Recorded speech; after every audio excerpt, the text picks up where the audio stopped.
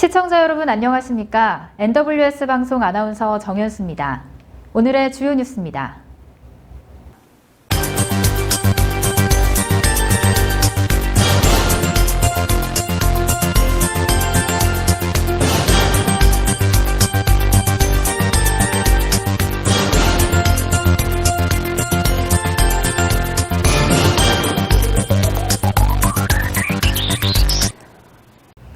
조강한 전 남양주시장이 8월 31일 헌법재판소의 결정을 환영하며 이재명 전 경기도지사는 광역지자체 행정이라는 공적 수단을 사적인 감정을 담아 악용했다고 말했습니다.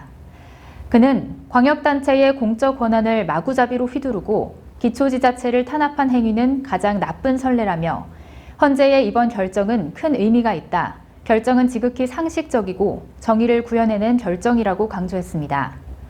헌법재판소는 지난 8월 31일 경기도가 감사 대상 발견을 위해 남양주시의 자치사무에 관한 자료 제출을 요구한 행위는 지방자치권을 침해한 것이라고 판단했습니다. 헌재는 경기도의 자료 제출 요구는 감독관청의 일상적인 감독권 행사를 벗어난 것으로 옛 지방자치법 171조 1항이 정한 보고수령 권한의 한계를 준수했다고 볼 수 없다고 밝혔습니다. 또한 지자체의 자치권 보장을 위해 자치사무에 대한 감사는 합법성 감사로 제한돼야 한다고 설명했습니다.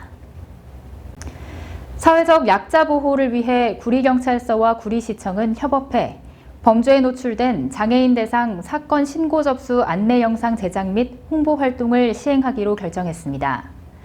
구리시청과 구리경찰서는 수어로 홍보 영상을 만들어 관내 공공기관 송출 및 교육 자료로 활용해 장애인 보호 활동에 이바지할 예정이라고 말했습니다. 정한규 경찰서장은 이번 영상으로 장애인에 대한 공감대를 형성하고 사회적 약자와 함께 더불어 살아가는 건강하고 안전한 구리시 만들기에 힘쓸겠다는 의지를 밝혔습니다. 구리소방서는 9월 16일까지 제1회 소방안전관리 실무능력 경연대회 참가자를 모집한다고 전했습니다. 경연대회는 소방안전관리자의 대상물 특성을 고려한 실효성 있는 우수 소방계획서를 발굴해 공유하고 이를 통해 소방안전관리자의 업무 역량을 향상시키기 위해 개최되었습니다. 참가 분야는 특급 소방안전관리자, 1급 소방안전관리자, 2, 3급 소방안전관리자로 총 3가지 분야이며 특정 소방 대상물에 선임된 소방안전관리자라면 누구나 참여할 수 있습니다. 제9대 구리시의회가 시민과 함께하는 첫 행정사무감사를 시행합니다. 행정사무감사 기간은 오는 9월 21일부터 9월 29일까지로 약 9일간 진행되며 시민들은 시정 추진 사항의 문제점과 불합리한 제도 등에 대한 개선 요구, 올바른 정책 대안을 제시할 수 있습니다. 행정사무감사 접수 기간은 9월 2일부터 9월 16일까지로 구리시의회 홈페이지나 전화를 통해 시민들의 제보를 접수받습니다. 김성태 위원장은 시민의 소중한 의견을 바탕으로 시 행정 전반에 걸쳐 문제점을 지적하고 개선 방향을 제시할 것이며 이를 통해 시민과 함께하는 의회를 만들어 나가겠다며 시민들의 참여를 독려했습니다.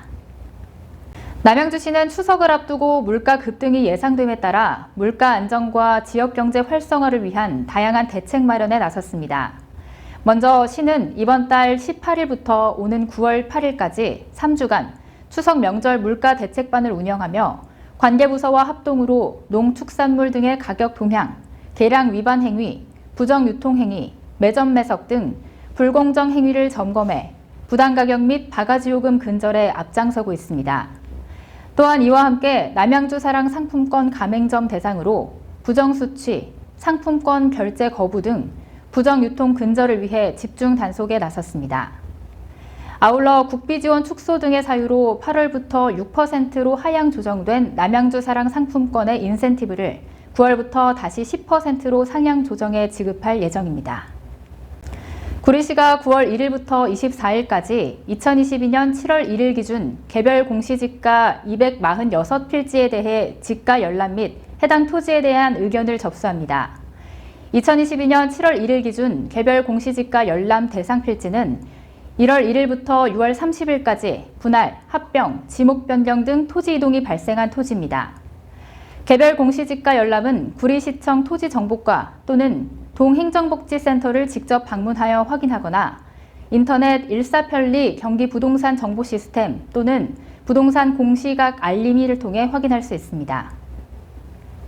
고양특례시는 전국 46개 지방자치단체가 참여한 2022 대한민국 지방의회 지방행정박람회 시상식에서 기초자치단체 행정부문 대상을 수상했다고 밝혔습니다.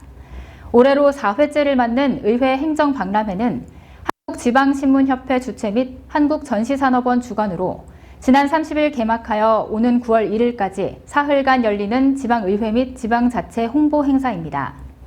특히 올해는 박람회 개최 이래 처음으로 시상식이 열렸는데 고양시는 그간의 참여 실적 및 홍보관 운영 능력, 적극적 정책 홍보 활동 등을 인정받아 대상 수상 지자체로 선정됐습니다.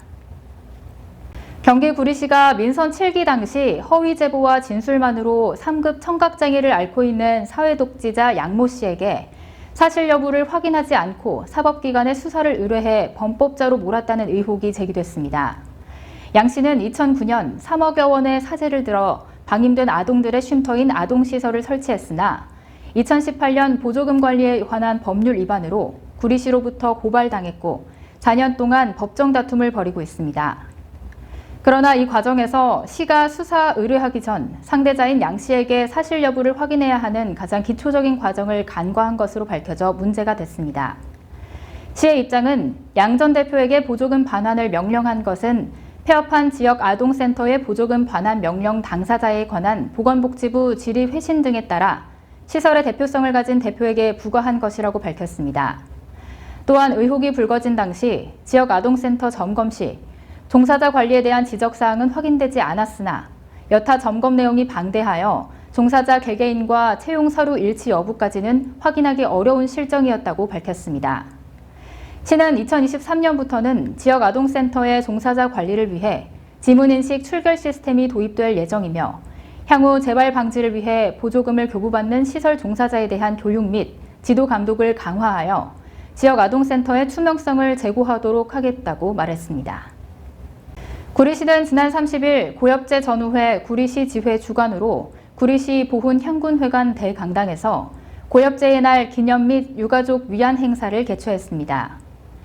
행사는 백경현 구리시장, 권봉수 구리시 의회 의장을 비롯한 고엽제 전후회 등 보훈단체 회원 200여 명이 참석한 가운데 고엽제 관련 동영상 상영을 시작으로 모범유공자 표창 수여, 회원 쌀 전달 및 미망인 성금 전달식, 기념사 순으로 진행됐습니다. 이용갑 고엽제 전후회 구리시 지회장은 나라를 위해 헌신한 국가유공자에 대한 처우 개선을 요청했으며 나라의 밑거름이 되었다는 긍지와 자부심을 가지고 생활하자며 회원들을 다독였습니다. 2022년 영월 예산백서 예술인 창작지원 문라이트 선정 한복사랑음악회가 지난 8월 30일 오후 2시 영월문화예술회관 3층 공연장에서 열렸습니다.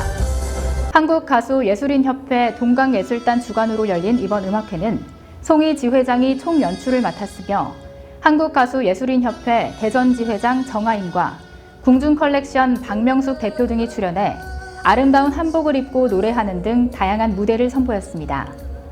한편 영월군 문라이트 페스티벌은 2회차로 문화예술 공연 및 전시 등이 취소됨으로 인한 경제적 어려움을 겪는 영월군 문화예술인들의 예술활동 단절 방지와 열악한 창작 여건 개선을 위해 추진되었고 지역의 청년 및 차세대 예술인을 발굴하고 지원을 하기 위해 마련된 사업입니다. NWS 방송 기자가 현장에 다녀왔습니다.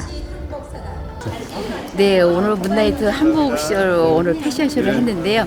우리 영월의 예술인들이 많이 모여서 이렇게 모델로 활동하시고 우리 영월을 위해서 영월을 사랑합니다라는 주제를 가지고 이렇게 또 패션쇼를 해보았습니다.